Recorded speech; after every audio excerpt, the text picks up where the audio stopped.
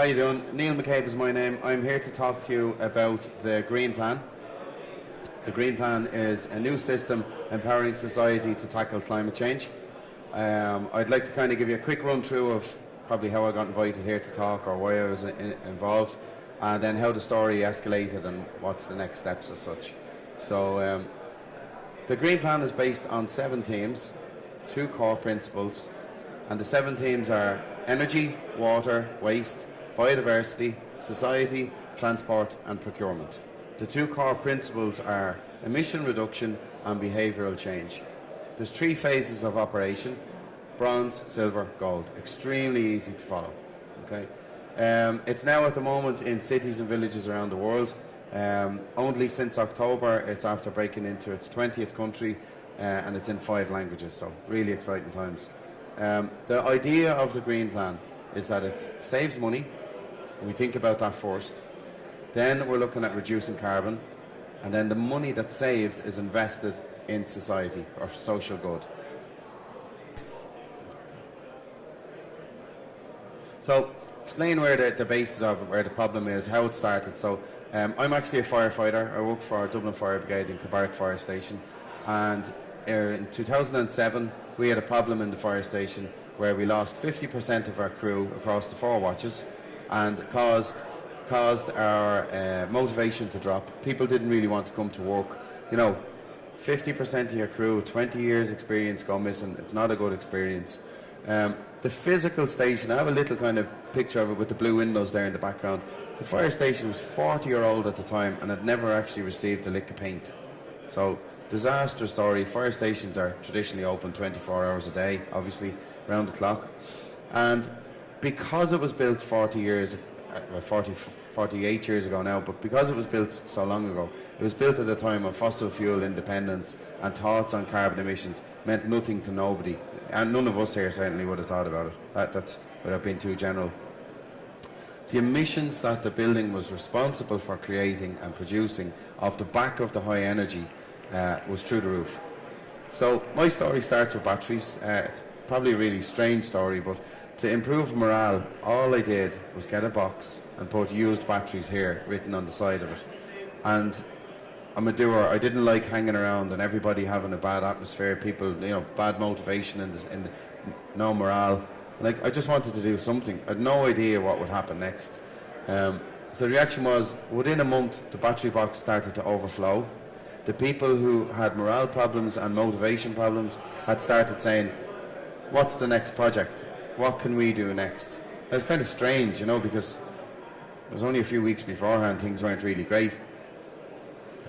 Kind of accidentally, I became the person in the crowd with the, what will we do next? What do you think we should do next? I had no idea. Started coming up with ideas. That's the third picture is what the waste used to look like in the fire station. It just went to landfill. Simple. There was no organic waste separation, there's no plastic separation, there's no anything. It just went to landfill. Fire stations are open 24 hours, and as long as we provide a frontline emergency service and keep everyone safe, no one minds. So I wanted to do something about that. So soon all of a sudden I came up with lots of ideas, really and truly lots of ideas. So many of them failed. It was brilliant, because every time one of them failed I got to learn how to tweak it and make it better and make this project a success. Big deal. We saved on waste €2,064 in the first year. And all we did was not send everything to landfill, just do a bit of recycling. That made me think about the 40-year-old building and could we reduce its carbon footprint. But to be honest, I didn't really know what any of that meant at the time. I was just interested on how could we save money and tell management that we saved money, and then say to them, you wouldn't do up the fire station for us, it'd be brilliant because I'd improve morale. That's all I was trying to do. Unfortunately, one thing borrowed another, and the ideas got bigger and bigger, and the projects got bigger and bigger, and all of a sudden, within a year, we'd saved an awful lot of money. So I named the idea, this step-by-step guide that I was doing, I named it the Green Plan. I went into City Hall and I produced for the city manager of Dublin a pretend cheque for €10,000, and I said, we saved this for you with no help. Is there any chance you could do up the fire station now at the moment? So the Green Plan was the solution to the problem. Now, Dublin Fire Brigade 150 years old, the oldest uniformed fire brigade in the world. So it's not easy to just walk in and start making changes. So maybe I'm disruptive anyway, but I like to think disruption for positivity, it was a good thing, you know. I asked the men in the fire station, nowadays it's called crowdfunding, and it's really sexy to talk about crowdfunding and how positive it is and all that kind of stuff. The reality is, I just said to the lads, I need money, I need to make an investment in the technology. The technology will reduce the energy spend of the station, and then we'll make more savings. If we make more savings, we've money to invest in the fire station, and we didn't ask management for it. So I promised the lads to take the money and give them nothing in return except somewhere nicer to work. That was the plan. First year, €10,000 saved, went in with a cheque to the city manager, as I said, and got tasked with really beefing the whole project up. The Lord Mayor of Dublin got involved. Before long, I was actually appointed to do this work. Now, strangely and bizarrely, while staying a full-time firefighter. So I worked a 56-hour week and did the 30 hours a week to get this plan to work. At the time in 2010, I was asked to write and be a co-author on Ireland's first sustainability report by any local authority. Being completely biased, I made sure that it mirrored the Green Plan and had its 7 themes built into it, and it was published for several years afterwards, and was the precursor for every local authority's sustainability report. My argument is, most of the time sustainability reports are just a joke, right? They're just wishy-washy crap produced by corporates and other companies everywhere. I've written a few for people, so I'm able to say that. The reality is to base it on actual actions that physically must take place, that physically must make a saving and be reinvested in the next project, to me is a true sustainability report. So that's why the Green Plan is so important.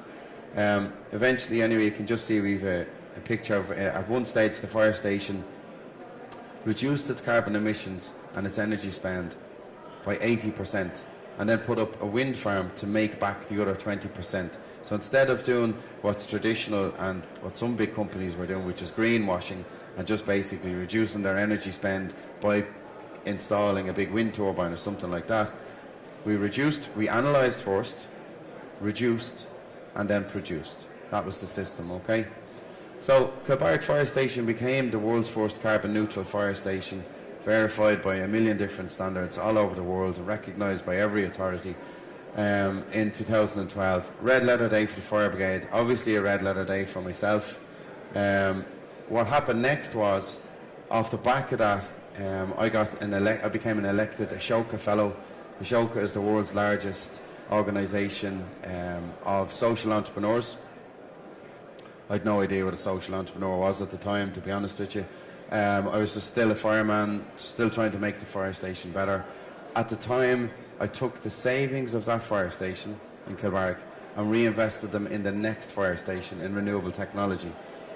Then the 2 stations together made a saving and got reinvested in the next fire station. So to bring it forward, by last October, Dublin Fire Brigade had reduced its energy spend by a verified 44%, which is way ahead of the 33% targets for the year 2020.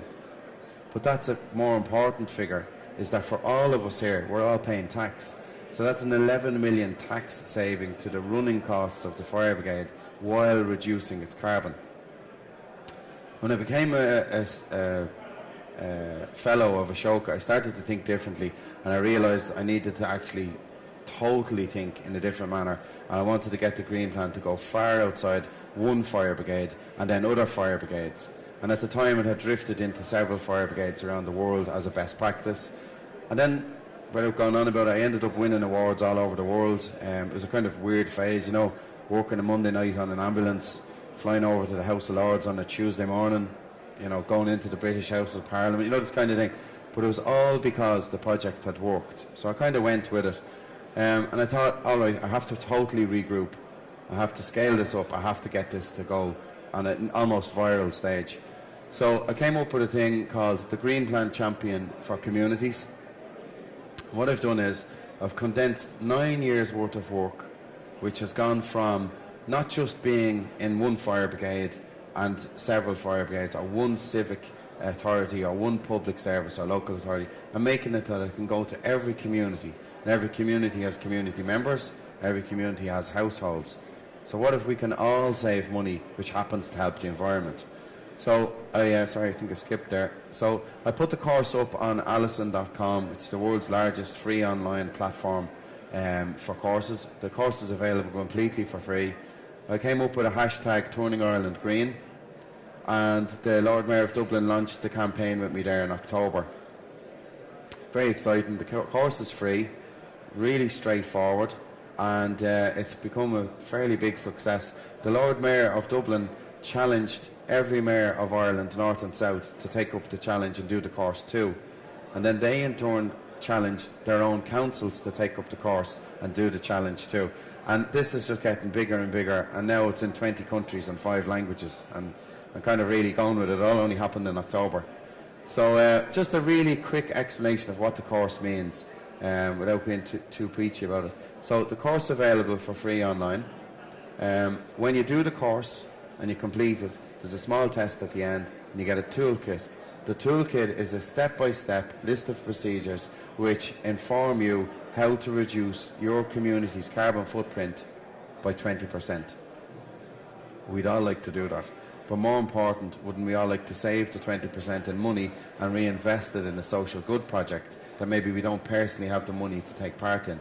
So what you do is you select a community flagship, and then that flagship owner or occupier takes part in this process, saves emissions by 20%, and physically, like the fire brigade model, reinvests it in a social good project. As I said, kind of really caught off guard with the speed the thing is going successfully. We're in 20 countries and 5 languages, and it's just coming into its 6th month. So this is the first steps of the whole process. The big deal is the people who are trained are called the Green Plan Champion with the toolkit, and then they can go on and think way bigger themselves, maybe become their own entrepreneur with their own toolkit and make their own money for their own company, and bring this whole thing in a total circle where they actually become self-employed. So finally, this is my parting comment to say to everyone: the Green Plan has removed the "we must do something" approach and replaced it with actual actions that work. So if you liked what I was talking about and you want to hear more, or there's any questions maybe, but later on, if you want to visit the site www.thegreenplan.ie, and it's packed with information. Okay, thanks very much. Thank you.